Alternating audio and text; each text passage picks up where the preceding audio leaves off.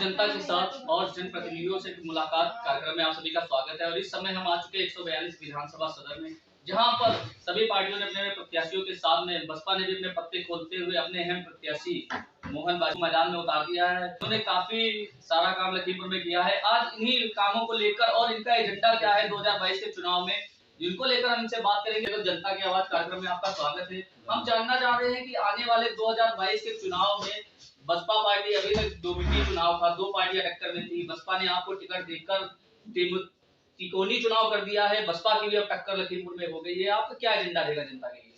बहुत बहुत धन्यवाद आपका।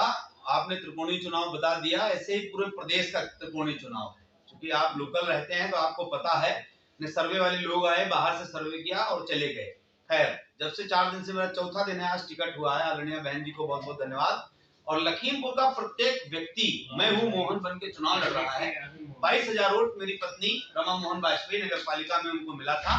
और आज उसी का ये एक परिणाम है कि लखीमपुर के लोगों को, जिनको उन्होंने मत दिया, वो उस सीट पे नहीं बैठ पाई, हरवा दिया गया। आज उसी का परिणाम है कि लखीमपुर का प्रत्येक व्यक्ति चुनाव लड़ रहा है।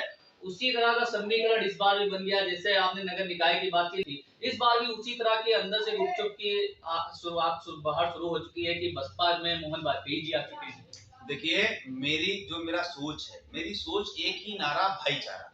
नफरत की राजनीति आप 2 साल 4 साल आप कर सकते हो, और एक मोहब्बत और भाईचारे की राजनीति बहुत लंबे पीरियड के लिए होती है। और राजनीति में मैं व्यक्तिगत तौर पे इसलिए आया हूं क्योंकि मुझे बालू नहीं बेचनी। आगामी जो 23 तारीख है उसमें उसका फैसला हो जाएगा और रिटर्न में फैसला 10 मार्च को आ जाएगा। तो क्या एजेंडा रहेगा आपका चुनाव? मेरा पहला एजेंडा लखीमपुर को बिल्कुल सफाई मुक्त।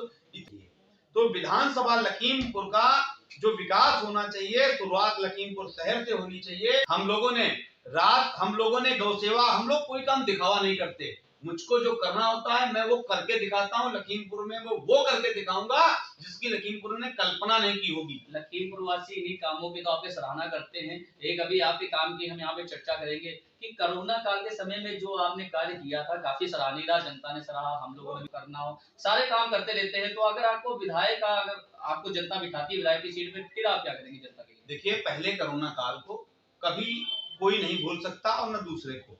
पहले को मैं पहले बता दूं, इसलिए नहीं बोल सकता कि पहले कोविड काल में हम लोगों ने राशन, मास्क, सैनिटाइजर, ये सब चीज हम लोग बांट रहे थे। एक समाजवाद की बात करते हैं, जो मुस्लिम समाज को अपना बिल्कुल बिका हुआ मानते हैं, तब वो कहां थे?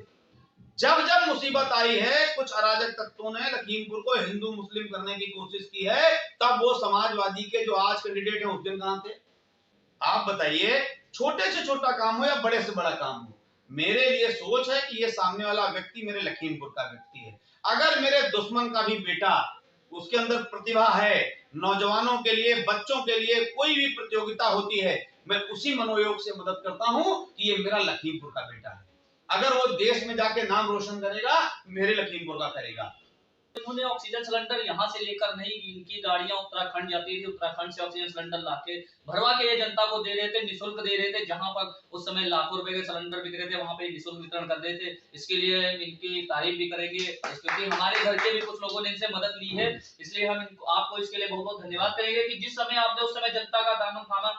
अब 2022 के चुनाव में जनता आपको सराह रही है। शायद आप, हम लोग ये ओपिनियन कर रहे हैं, तो 2022 के जो दंगल है ये चुनाव का है, क्या लगता है कि सीट आपकी बसपा की पक्की है? देखिए, मैंने पहले ही कहा, मैं लखीमपुर की विधानसभा या लखीमपुर को मैं अपना परिवार मानता हूं, और इस जीवन में जब तक ये अंतिम सांस है, अपने लखीमपुर वालों के लिए मैं खड़ा रहूंगा।